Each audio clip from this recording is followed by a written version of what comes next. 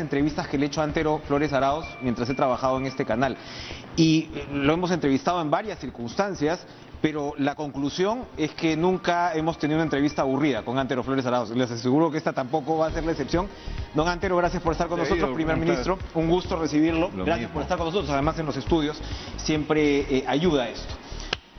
Lo primero, antes de entrar a toda la conformación del gabinete y lo que anima a este nuevo Consejo de Ministros, ¿cómo interpreta las movilizaciones que hemos visto esta tarde, esta noche? Hay incluso un nuevo miembro del gabinete que en algún momento lo citaron, que decían que las marchas eran organizadas por Movadef. Yo creo, para hablar coloquialmente, que no hay tanto rojo en el Perú, al menos en Lima. Hemos visto realmente una manifestación, sobre todo de jóvenes, que habría que, insisto, interpretar, ¿no? ¿Qué cosa es lo que están, hacia dónde van? Evidentemente hay un rechazo hacia el Parlamento y usted, como dice, ha asumido este papel con los hechos ya consumados, ¿verdad?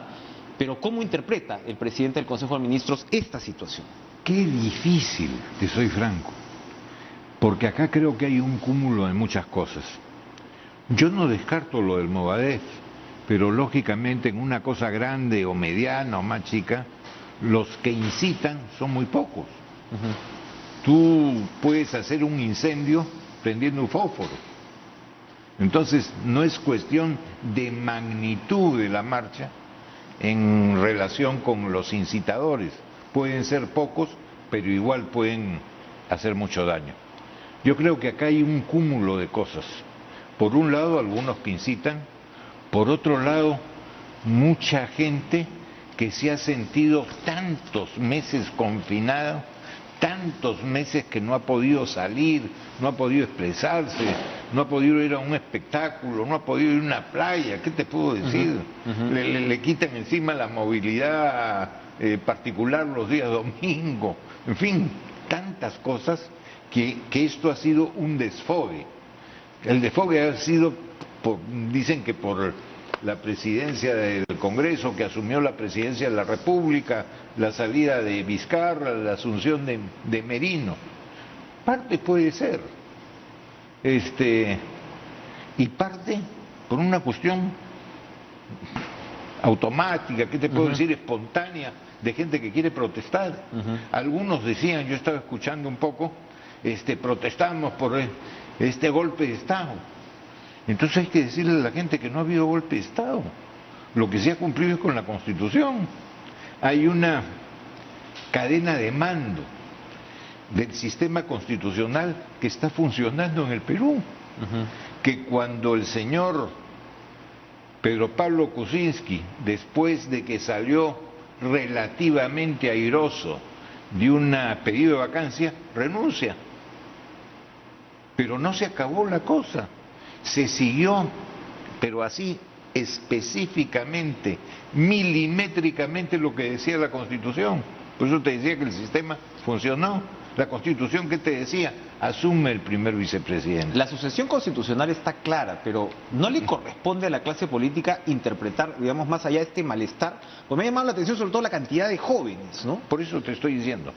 Luego hay que decirles a ellos que ese mismo sistema ha estado funcionando, porque cuando se da la vacancia, asume la línea de sucesión al que le correspondía. Puede gustar o no gustar, pero yo creo que este es un desfogue de todo lo que se ha estado guardando y guardando tantos meses, y después las cosas internacionales que se han visto y que quizás quisieran en alguna medida copiarse. Entonces yo Chile, por ejemplo, dice usted. Por eso yo creo que hay que explicarle a la gente y que lo que tenemos que hacer, que este gobierno, es un gobierno de transición. Esta no es una cosa definitiva. Esto va a estar pocos meses. Lo que va a hacer este gobierno, este gabinete, es administrar lo mejor posible, en plena crisis económica, con recesión, crisis laboral por la desocupación, crisis de una pandemia que no sabes cuándo va a terminar. En fin, son muchas cosas, pero con una propuesta clarísima. Vamos a entregar el poder a quien salga elegido el día 28 de julio. elecciones en marzo transparentes y con un Estado que será neutral, por lo menos el gobierno. El Congreso no puede ser neutral porque tienes muchas bancadas diferentes, etcétera, y cada uno tiene sus, lógicamente, de intereses de que la gente de su partido o su partido lleve candidatos y salgan los más posibles. En el gabinete no, todos somos independientes, que no tenemos nada que ver con eso, pero tenemos la convicción de que hay que entregar el mando el 28 de julio clarísimamente y que haya transparencia y total neutralidad. Vale la pena que usted remarque el mensaje, don Antero, pero permítame insistir para cerrar ese tema ya, claro. pero ajustando la pregunta. ¿Cómo interpreta entonces el rechazo al Parlamento? Finalmente, usted está aquí sentado por una decisión política que terminó en un relevo, como usted señala, constitucional, pero el rechazo al Parlamento es lo que parece animar sobre todo estas protestas y tenemos que ubicar razones. Es esto, la gente no está pidiendo que regrese Vizcarra, pero hay cierta indignación de la decisión que toma el Congreso de alguna manera abrogarse el gobierno.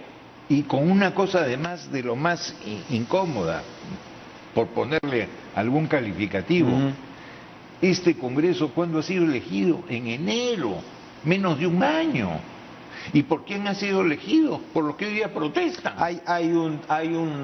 Efectivamente hay una perturbación ahí en términos Entonces, de nuestro por eso sistema yo democrático, insisto ¿no? mucho en hacer docencia política, en que la política no es cuestión de predestinados y mesiánicos que llegan a sentarse al Parlamento o al Consejo de Ministros o a un gobierno regional.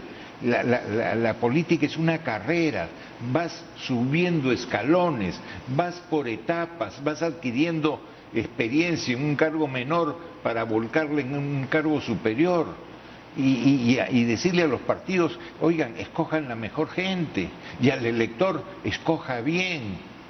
Si se quejan de que hay parlamentarios que tienen procesos penales abiertos, oigan, ustedes los eligieron.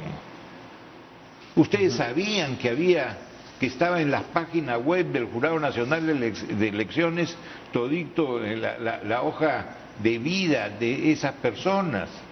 En fin, yo mismo, te soy franco, creo que este es un cúmulo de razones y también de algunos pretextos, pero quisiera, te soy muy claro, reunirme con estos jóvenes, una comisión de ellos, algo, conversar con ellos, quererme enterar un poco más de cuál es lo que sienten y qué cosa es lo que quieren, para ver cómo resolvemos estos problemas, porque el país no puede estar en estas marchas mañana, tarde y noche.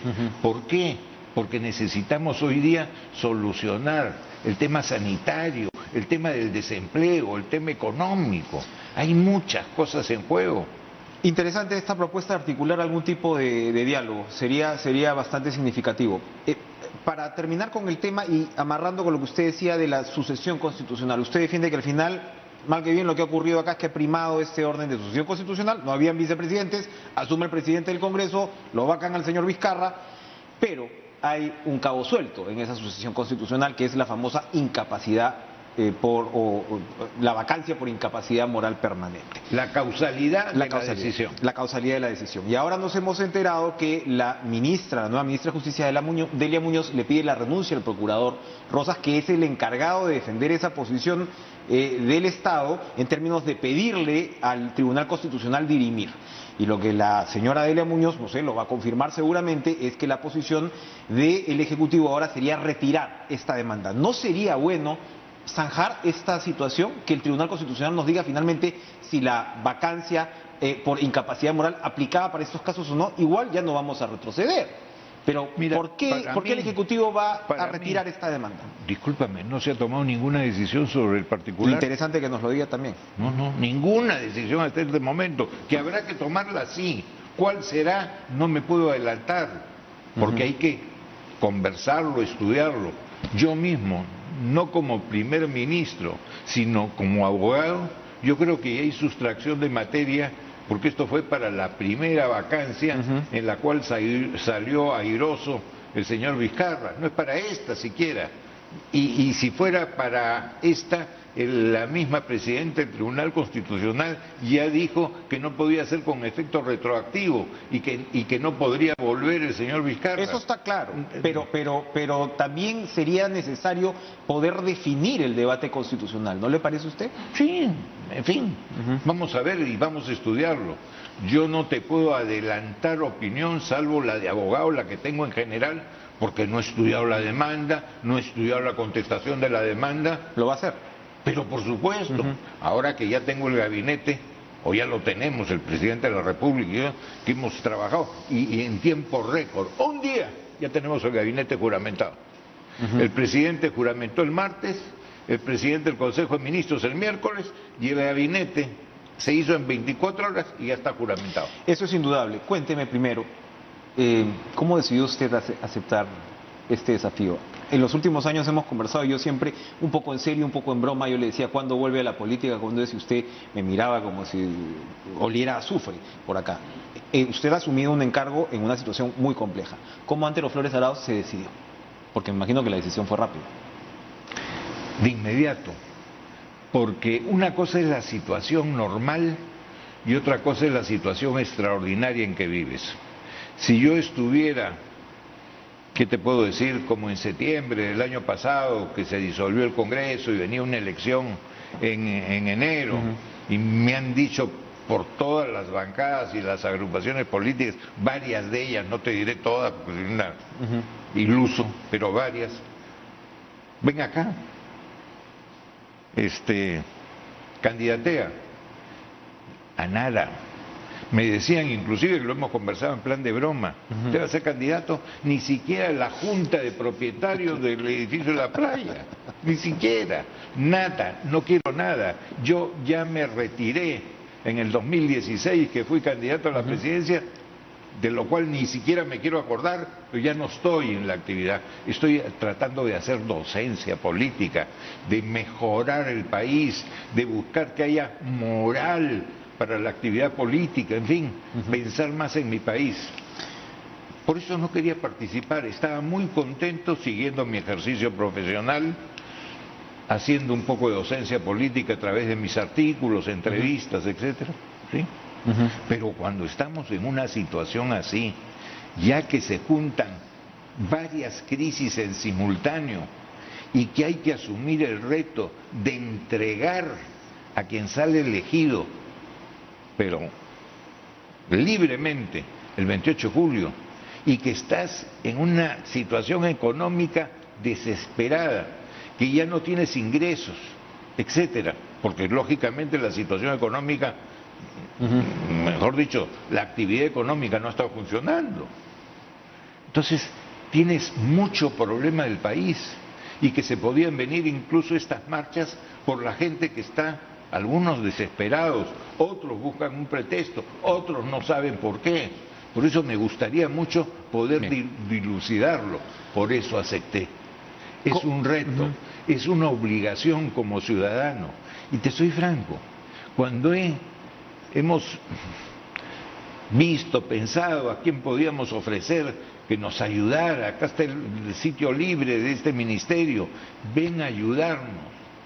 Oye, la respuesta ha sido, no te voy a ayudar, voy a ayudar a mi país, tengo una responsabilidad, ni siquiera histórica ni histérica, responsabilidad con mi patria. Qué bien han reaccionado las personas a las que ¿Muchos no le dijeron que no? ¿Hubo pocos que le dijeron que no? Muy pocos, dos o tres, que no era porque no querían tampoco participar, sino tenían contratos que no podían dejarlos de lado en actividad privada que les hubiera significado un gravísimo perjuicio por cláusulas penales, etcétera. ¿O el caso de Pilar Massetti, por ejemplo, en salud? Le entiendo, está no solamente cansada, sino comprometida, pero me ha ofrecido que me va a ayudar en todo lo que pueda. Yo creo en Pilar Massetti, es una profesional de primer nivel y una persona de calidad moral indiscutible. ¿Se respetó el mandato constitucional según el cual el presidente del Consejo de Ministros propone y el presidente aprueba la designación de los ministros? Es decir, que es un juego concertado, o por el amor de Dios. ¿Pudo usted armar su gabinete? Por el amor de Dios, ¿crees por un segundo que Antero Flores Arauz se va a sentar a presidir un gabinete de extraños que no conoce nada, que no ha propuesto a ninguno y que el que corta el jamón lo ha impuesto. No, se ha cumplido exactamente. Yo he propuesto a un montón, el presidente también tenía otros y hemos conversado quién puede ser mejor y ahí está, ahí está. ¿Cuál fue el primero? Me imagino que lo primero que pensó fue salud, economía. Sí. Me imagino que esos dos, sí. Ya Abel Salinas, bueno, retoma el cargo, él ya ha tenido manejo incluso prácticamente ¿no? durante la pandemia, ¿no? Él de estuvo primer con nivel y conoce perfectamente las cosas. Y yo antes de preguntarle siquiera al presidente qué te parece, lo conversé con la doctora Massetti y me dijo, mira Antero, tienes varios nombres de la gente que sabe. Y uno de esos 3 nombres que me dio era Salinas, que también estaba en mi, ¿qué te puedo decir?, en mi propuesta.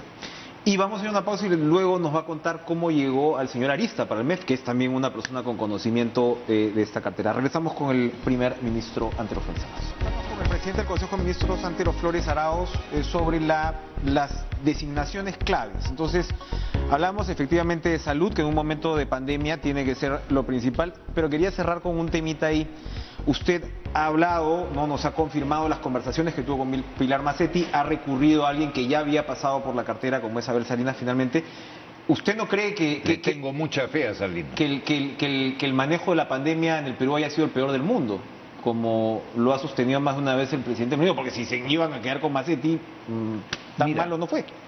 No, es que hay que distinguir la gestión de Zamora de la gestión de Massetti.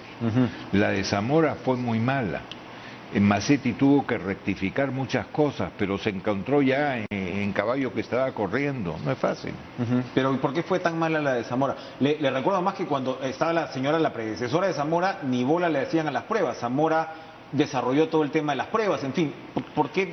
Pero en las pruebas, las rápidas, sí, bueno, en no fin, pero ya se habían comprado anteriormente. Así no servían para mucho, pero hubo mucho error. Hay un matiz en todo caso en lo que usted me está señalando con respecto a la designación, o bueno, a la continuidad con Massetti.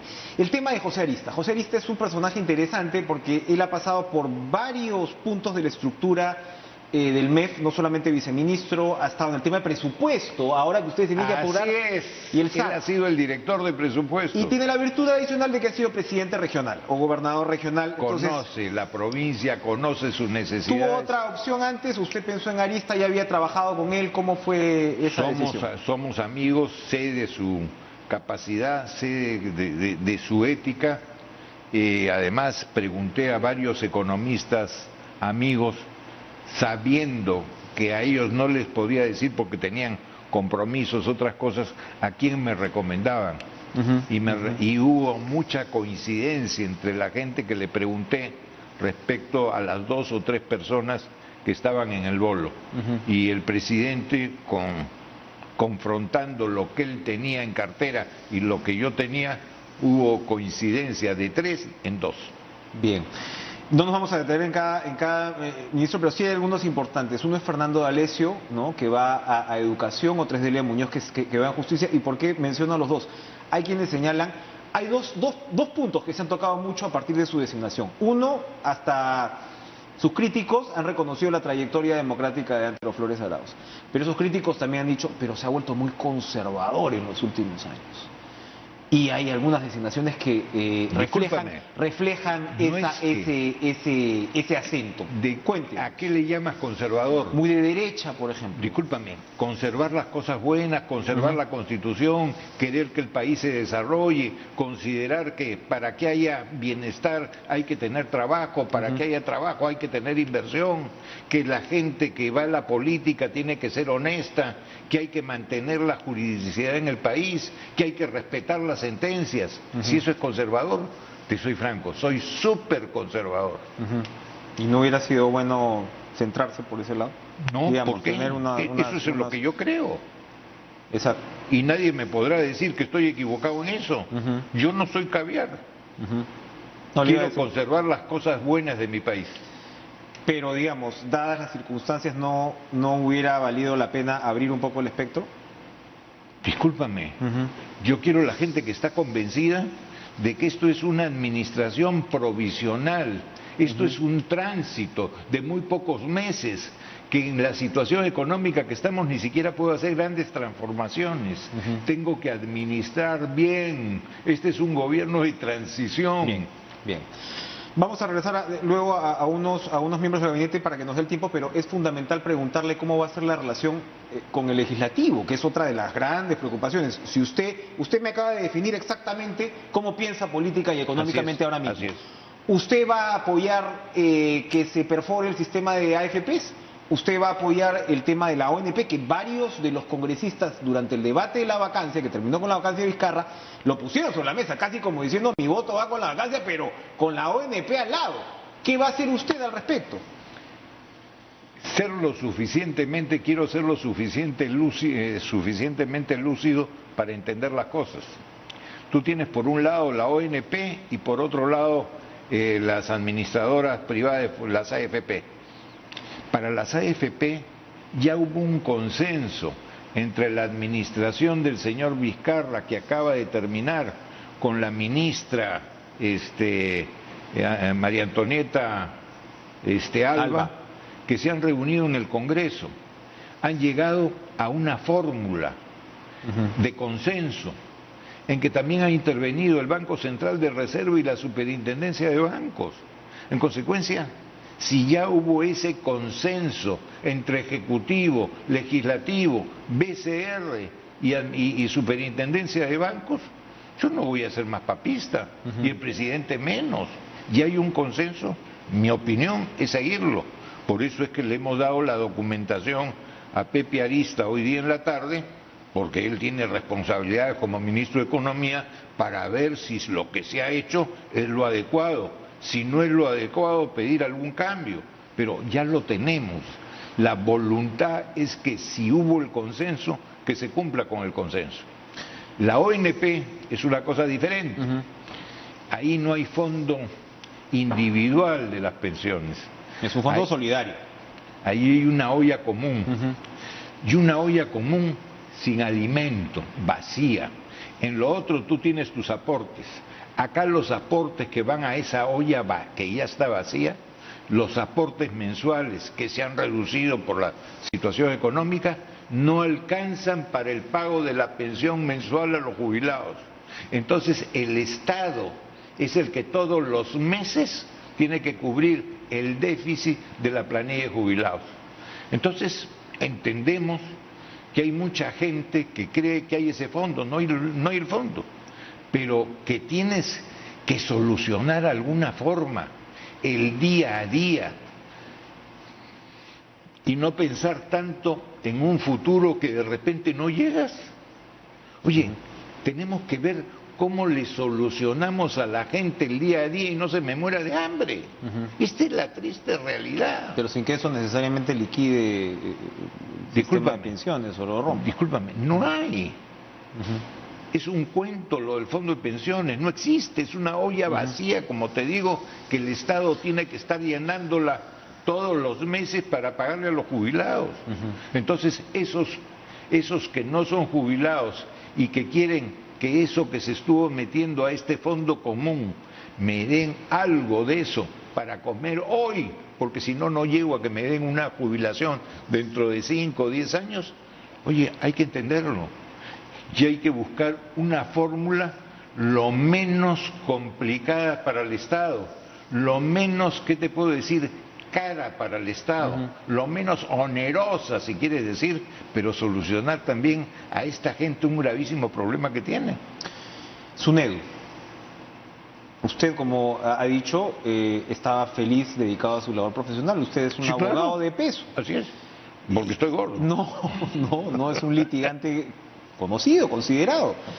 Y, bueno, saltó que su estudio defendía a la Universidad del Señor. En un caso, sí. Y, bueno, se ha retirado esta carta que, bueno... ¿Qué carta? La carta, pues, de Telesub, ¿no? No conozco la carta. Bueno, ¿Qué la carta lo que le estaba diciendo es aplicar la cautelar que había pedido esta universidad y básicamente le decía, oiga, SUNEDU ya no tiene apoyo del gobierno, así que apúrense. ¿Cuál es la respuesta a usted? ¿Qué opina de SUNEDU? Yo no tengo nada que ver con ese proceso. Yo tengo que ver con un proceso, tenía que ver hasta el día de ayer, antes de juramentar como primer ministro, porque soy abogado y tengo todo el derecho de defender lo que me da la real gana y lo que los clientes me piden. Un caso que ya lo he dejado por asumir y es un caso de simplemente lo que creo, que tiene que haber igualdad entre las públicas y las privadas, nada más. ¿A qué se refiere con igualdad entre públicas y privadas? Porque ¿Que se les dé una oportunidad más a las públicas les han dado otra oportunidad para que puedan mejorar y darles su licencia, pero no lo han hecho con las privadas. Yo sí creo en la igualdad ante la ley, pero esa es mi posición personal. Ahora no tengo posición personal. No va a impulsar esa posición personal. No voy a impulsar ninguna en todo lo que se refiere a las universidades, porque además he sido abogado de la Asociación de Universidades del Perú, llamada SUP. Me voy a abstener totalmente de cualquier cosa que se trate en el Consejo de Ministros sobre las universidades. Y que nadie vaya a tomar su nombre, ¿no? Porque estas cosas pasan también en política. Desde ahora lo desmiento. Medio ambiente. Usted otra vez acaba de reiterar cuál es su cuadrante político. Habría quienes dicen que los conservadores, en el buen sentido, como usted lo ha descrito, no ven con muy buenos ojos el tema del medio ambiente, y ahora ha también circulado en redes sociales que la nueva ministra de Medio Ambiente, Eliseth Rojas, no había pasado por un CAS, incluso en este sector, por falta de experiencia, aparentemente. Entonces hay quienes señalan que la señora no tiene los suficientes pergaminos para asumir un cargo como el de medio ambiente. ¿Qué nos dice al respecto? De lo que hemos investigado, sí los tiene. Lo que pasa es que hay gente que son ambientalistas. Yo soy ambientalista. Lo que no soy, ¿qué te puedo decir? Es fanático. Yo sí creo que hay que preservar el medio ambiente. Ella también. Y tenemos que preservarlo porque es el futuro del país. No podemos hacer que nos dejen sin medio ambiente. Tenemos el tema del calentamiento global, tenemos la contaminación, tenemos montones de problemas. Pero hay cierto fanatismo en algunos sectores del medio ambiente por el medio ambiente y que no quieren que exista ningún desarrollo, que no haya minería, que no haya hidrocarburos, que no haya gas, que no se extraigan recursos naturales. Oigan, eso no es posible. Lo que hay que buscar es compatibilizar el desarrollo del país con la protección del medio ambiente. La cosa racional, que tiene que haber fábricas de plástico, por supuesto, pero lo que no se puede es botar los plásticos a los ríos, al mar, a los lagos. Que los humos contaminantes hacen mal a la agricultura, sí, pues hay que poner filtros para que no haya eso. Entonces, compatibilizar las cosas que no impidan el desarrollo, pero sí haya la protección lúcida, lógica. Criterio para Interior y Defensa, que es por supuesto un sector fundamental. En Interior ha retornado un ministro que hace poco estuvo con el señor Vizcarra, ¿no? Salió en medio de algunos cuestionamientos. En el caso de Defensa es un militar, ¿no? ¿Qué primó? ¿Qué primó ahí en esa decisión? La experiencia de cada cual. Y tienen experiencia y conocen el tema, y yo creo que lo van a hacer bien. Como usted dijo, no era hora de experimentar, por ese lado tampoco. Ni loco. ¿Cómo ha recibido el gobierno la invocación del secretario general de la OEA, en términos que, estamos volviendo a un tema que ya hemos conversado hace unos minutos, que el Tribunal Constitucional de alguna manera opine sobre lo que ha pasado, ¿no? o zanje este tema, y de otro lado las elecciones libres que usted ha reiterado? ¿Cómo reciben esta invocación del señor No Almagro? solamente reiterado, con un decreto supremo que hemos aprobado hoy día ratificando la convocatoria. No es bocaminí, decreto supremo adicional. Se ratifica lo que se hizo bien al convocar las elecciones del 11 de abril. La OEA, con toda pulcritud, con toda educación, sobre todo porque además la Cancillería la manejan expertos diplomáticos y nuestra Cancillería Torre Tagle es de gran nivel reconocido en el mundo, Educadamente, diplomáticamente, se le ha dicho al señor secretario de la OEA, infórmese bien, señor secretario, porque usted se ha equivocado en esto, en esto, en esto. Hoy día la OEA se está rectificando con otra declaración. La vamos a leer. Vamos a ir a una pausa, pero precisamente quedémonos con este tema del escenario internacional que primó en su designación de la canciller, y de otro lado, ¿no le da pena lo que nos está pasando en términos de cómo nos miran afuera? Porque evidentemente usted me está explicando toda la letra pequeña, pero el hecho es que afuera nos están mirando con el tercer presidente en 4 años. Flores Arauz, sobre la designación de la ministra de Relaciones Exteriores, que es una diplomática con experiencia, además, y que cumple con lo que usted acaba de señalar de la institucionalidad de Torre Tagle. Pero da pena, ¿no?, cómo nos están mirando afuera, en el sentido de, estamos hablando del tercer presidente en un periodo de 4 años, y a veces parece que, conversábamos del tema de OEA o del secretario general, pero casi ya que los medios internacionales dicen un día más en la política peruana, ¿no? Moisés Naim decía que es más peligroso ser presidente de Perú que estar en la guerra. ¿Cómo usted, que ha estado, ya tiene pues sus lustros, ¿no?, en este plan? Siempre me acuerdo de su paso en la presidencia del Congreso, que amarró también lo que fue el amago de vacancia de Toledo. A usted no le gusta este tema, yo me imagino, pero ¿cómo revertir esa Se situación? dio gran tranquilidad al país y se terminaron, salvo una, con todas las marchas que iban al Congreso todos los días. La única que se pasó fue una del vaso de leche, que con Pedro Pablo lo llamé porque era ministro de Economía y en 5 minutos lo resolvimos, porque la gente tenía razón. Pero se evitó conflictividad en el país. Pero bueno, estamos como estamos ahora. Como estamos, discúlpame, la gente nos ve como nos vio el Papa Francisco cuando vino. Acuérdate tú que preguntó, ¿qué pasa con este país? Que todos los que han sido presidentes tienen problemas judiciales, penales, ¿qué pasa? Bueno, eso ni siquiera calmó, ni hizo ver las cosas mejor. Siguieron los problemas. Y si tú te pones a ver, elegimos mal. La gente tiene, y los partidos sobre todo, cuando los partidos presentan candidatos, lo están avalando ante la comunidad y le están diciendo, este es mi candidato, te recomiendo y te pido que votes por ellos y yo los avalo. Responsabilidad. Y 2, el elector. No han caído del cielo, yo siempre insisto en eso, no son hechos por generación espontánea, están allí en la política porque los han elegido. Entonces hay responsabilidad en elegir mal. Pero adicionalmente hay una tercera. La gente ética, la gente moral, la gente con conocimiento, la gente con expertise, la gente que quiere que el país se desarrolle y que haya trabajo, etcétera. La gente decente éticamente no quiere meterse.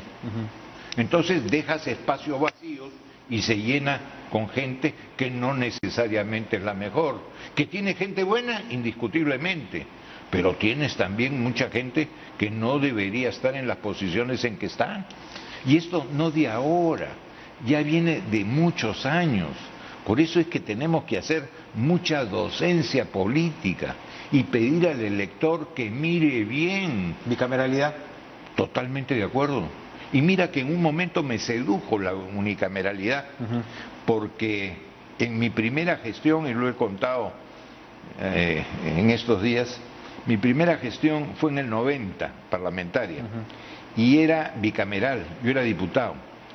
Y una ley sencillísima, quitarle ceros al Inca, al INTI, y ponerle nuevo sol. Parto de los Montes, 9 meses, ida, vuelta, conferencia, tal. Entonces me sedujo la rapidez del unicameralismo comparado con esta experiencia. Pero luego no ha funcionado.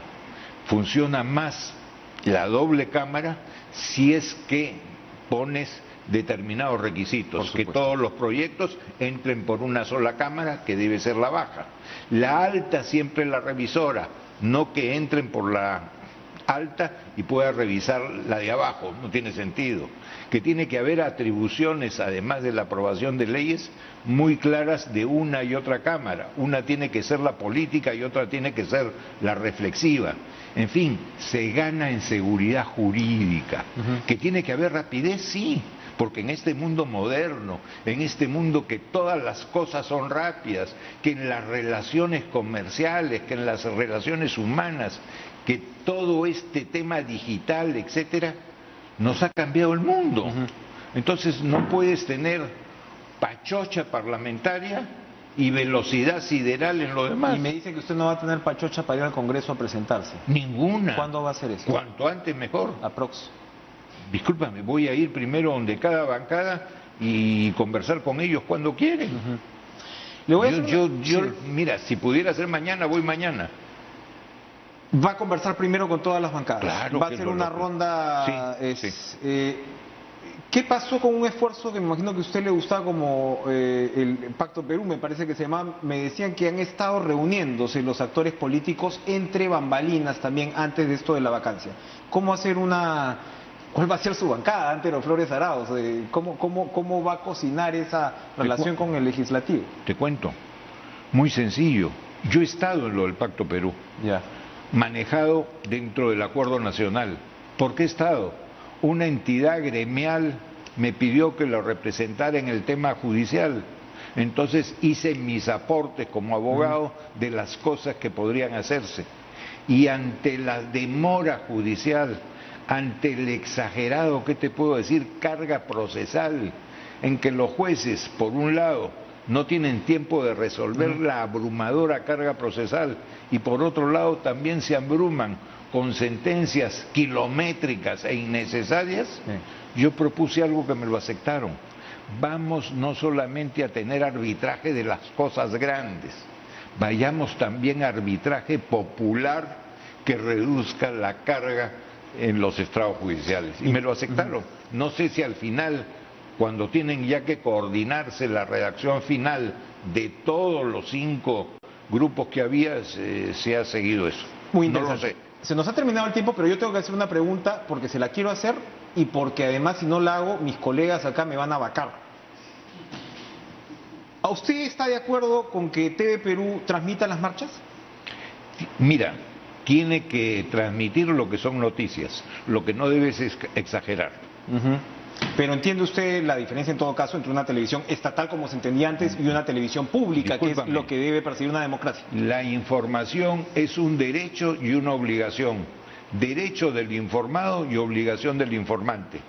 Lo que hay que tener mucho cuidado es que esa información no se interprete como estar, ¿qué te puedo decir?, aplaudiendo las cosas que pueden ser nocivas para el país. Gracias, Antero Flores Arauz, por acompañarnos en esta entrevista. Ojalá no sea la única.